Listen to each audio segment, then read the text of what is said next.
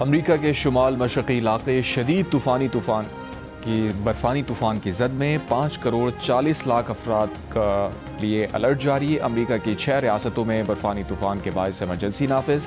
New York, New Jersey, Delaware, Rhode Island, Connecticut اور Massachusetts شامل 15,000 سے زائد پروازیں تاخیر کا شکار، 3,500 سے زائد پروازیں منسوخ۔ نیو یارک سٹی میں آج رات 9 سے دوپہر 12 بجے تک غیر ضروری سفر پر پابندی عائد۔ میئر زہران ممدانی کا نیو یارک سٹی میں اسکول بند رکھنے کا حکم۔ نیو یارک سٹی میں 18 سے 24 انچ اور بعض علاقوں میں 28 انچ تک برفباری کا امکان۔ شمال مشرقی امریکہ میں پیر کی صبح تک شدید برفباری اور تیز ہوائوں کی پیشگوئی کی گئی ہے۔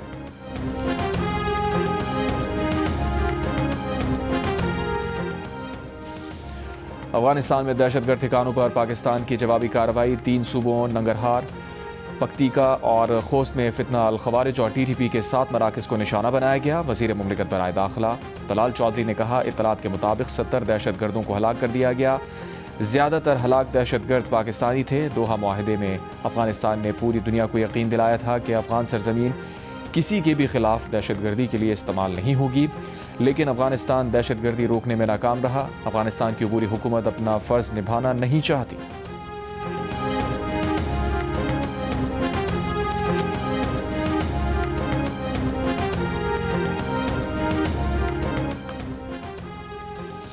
صدر آصف علی زرداری نے کہا ہے کہ سرحد پار دہشت گردی کے لیے برداشت اپنی حد کو پہنچ چکی ہے۔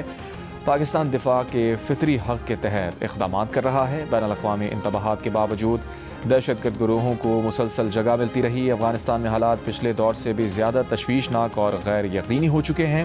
دوحہ معاہدے کے وعدوں کے برعکس دہشت گرد عناصر کو کھلی چھٹی ملی ہوئی ہے۔ اقوام متحدہ کی تازہ رپورٹ نے متعدد گروہوں کی افغانستان میں سرگرم موجودگی کی تصدیق کی۔ رپورٹ کے مطابق داعش خراساں اور TTP سمیت کئی تنظیمیں افغان سرزمین استعمال کر رہی ہیں۔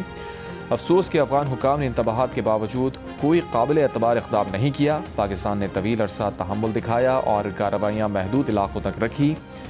تشدد کے منصوبہ ساز کہیں بھی ہوں دسترس سے باہر نہیں رہیں گے۔ امن صرف تب ممکن ہے جب دہشت گردی کے خلاف عملی اور سنجیدہ اقدامات ہوں۔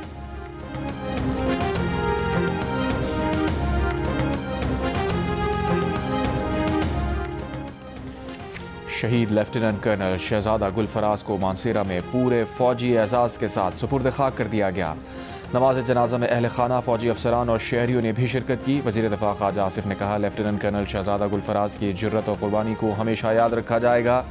انہوں نے پسماندگان میں اہلیہ، 2 بیٹے اور 2 بیٹیاں سوگوار چھوڑی ہیں، جو شہید کی جرت، وقار اور قربانی کی وراثت کو آگے لے کر چلیں گے۔ لیفٹیننٹ کرنل شہزادہ گل فراز بنو حملے میں شہید ہوئے تھے۔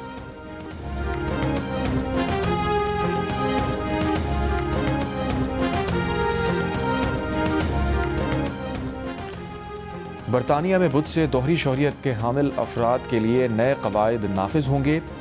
25 فروری سے دوہری شہریت کے باوجود برطانوی پاسپورٹ نہ ہونے پر ملک میں داخلے سے روکا جا سکتا ہے۔ میڈیا رپورٹ کے مطابق دوہری شہریت والوں کو برطانیہ داخلے کے لیے ویزا، برطانوی پاسپورٹ یا سرٹیفکیٹ حاصل کرنا ہوگا۔ برطانوی پاسپورٹ نہ ہونے پر الیکٹرانک آتھورائزیشن ETA یا سرٹیفکیٹ آف انٹائٹلمنٹ درکار ہوگا۔ برطانوی پاسپورٹ کی فیس 94 پاؤنڈ 50 پینس اور سرٹیفکیٹ آف انٹائٹلمنٹ کی فیس 589 پاؤنڈ ہے۔ برطانیہ میں داخلے کے لیے ETA کی فیس فی الحال 16 پاؤنڈ ہے، جسے مستقبل میں بڑھا کر 20 پاؤنڈ کر دیا جائے گا۔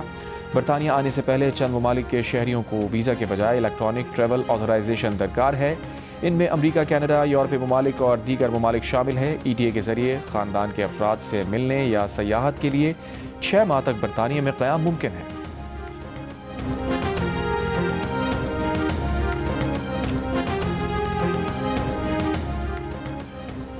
ایرانی صدر مسعود پزشکیان نے کہا ہے کہ امریکہ کے ساتھ بات چیت کے حوصلہ افزا اشارے ملے ہیں۔ امریکی اقدامات پر کڑی نظر رکھے ہوئے ہیں، ہر ممکن صورتحال کے لیے تیار ہیں۔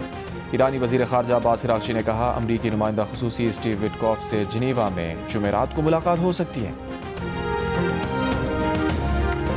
سندھ پنجاب کے سرحدی علاقے رونتی کچے میں آپریشن جاری۔ SSP گھوٹکی کے مطابق شر گینگ کے مزید 8 ملزمان نے ہتھیار ڈال دیے۔ راکٹ لانچر سمیت دیگر اسلحہ برآمد۔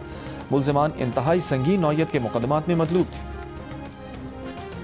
دادو کے مخدوم بلاول تھانے کی حدود میں ڈاکو نے پولیس اہلکاروں کو یرغمال بنا لیا۔ مزاحمت پر 2 اہلکار زخمی، ڈاکو ایک اہلکار سے اسلحہ چھین کر فرار۔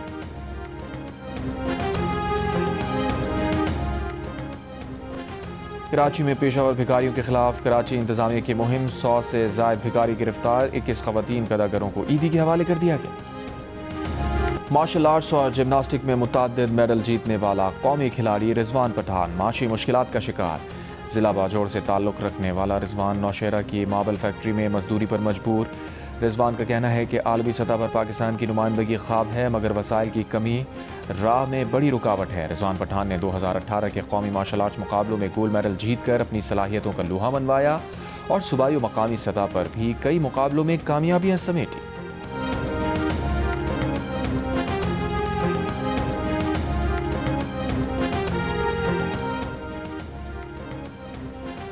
معروف شاعر سید سلمان گیلانی کی نماز جنازہ جامعہ اشرفیہ لاہور میں ادا کر دی گئی۔ سیاسی و سماجی شخصیات کی شرکت۔ سلمان گیلانی طویل عرصے سے علیل اور زیر علاج تھے۔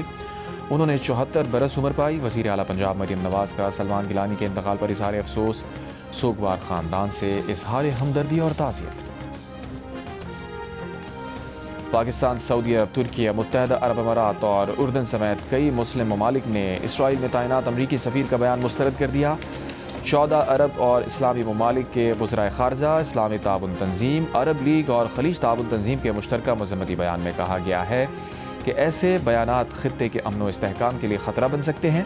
اسرائیل کو مقبوضہ فلسطینی اور عرب زمینوں پر کسی قسم کا اختیار حاصل نہیں۔ اسرائیل میں تعینات امریکی سفیر مائک حکابی نے کہا تھا کہ اسرائیل کو پورے مشرق وسطیٰ پر قبضے کا حق حاصل ہے۔